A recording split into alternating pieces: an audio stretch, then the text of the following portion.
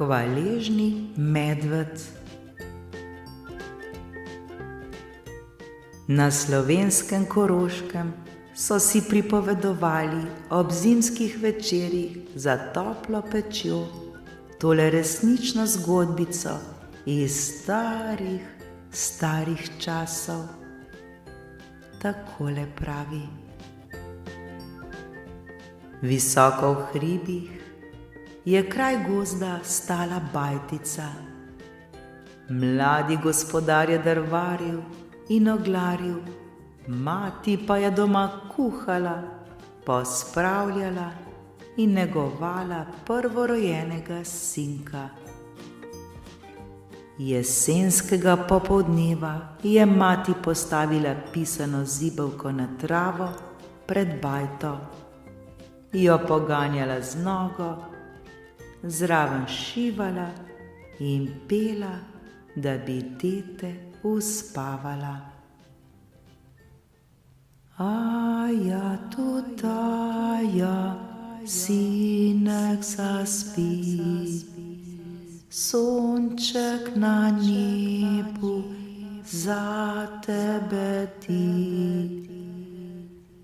Aja, tutaja, sinek zaspi, zvezdica zlata za tebe ti. Aja, tutaja, sinek zaspi, aja, tutaja.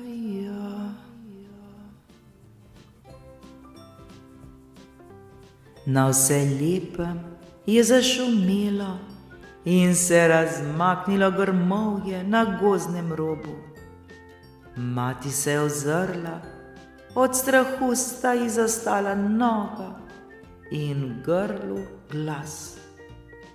Skozi grmovje se je skobacal velik, rjav medved.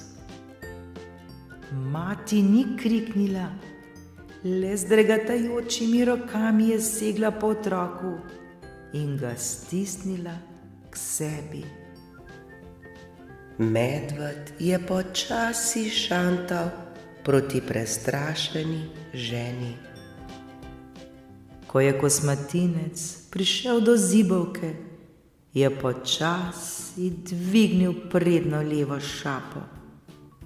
Iz nje mu je kapljala kri. Velik črn trn se mu je zadrl v živo meso. Godrnjal je, kot bi prosil, in milo gledal prestrašeno ženičko.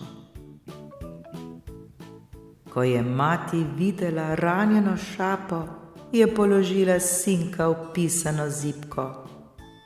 Nato je vzela veliko šivanko in previdno prijela ranjeno šapo.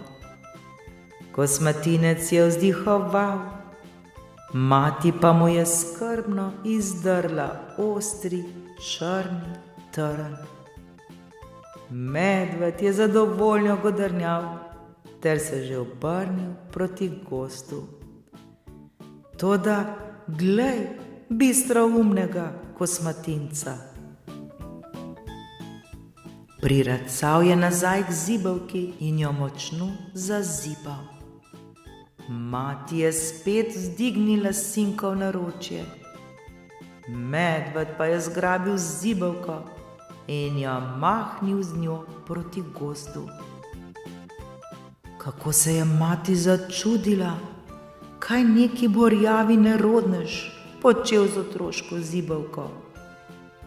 Ta je pa lepa, si je mislila, zdaj jo pa imaš, pravo medvedjo hvaležnost.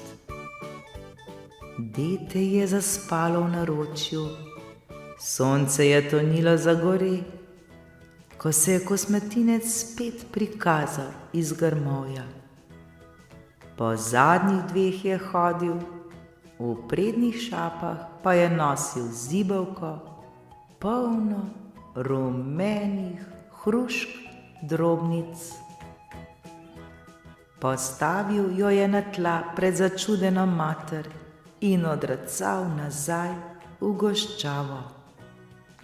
Poglej no, se je razveselila mati, kakšen hvaležen medved. Zvrhano zibelko sladkih hrušk mi je prinesel za en sam izdrt trn. Nauk te pravljice je, da se dobrota vedno povrne.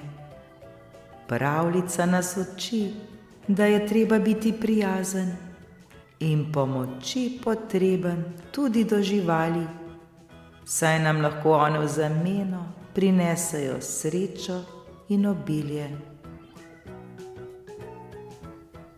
Pravljica tudi kaže, da se ne smemo bati neznancev, ki nam morda izgledajo grozni, ampak jih poskušati razumeti ter jim pomagati na svoj način.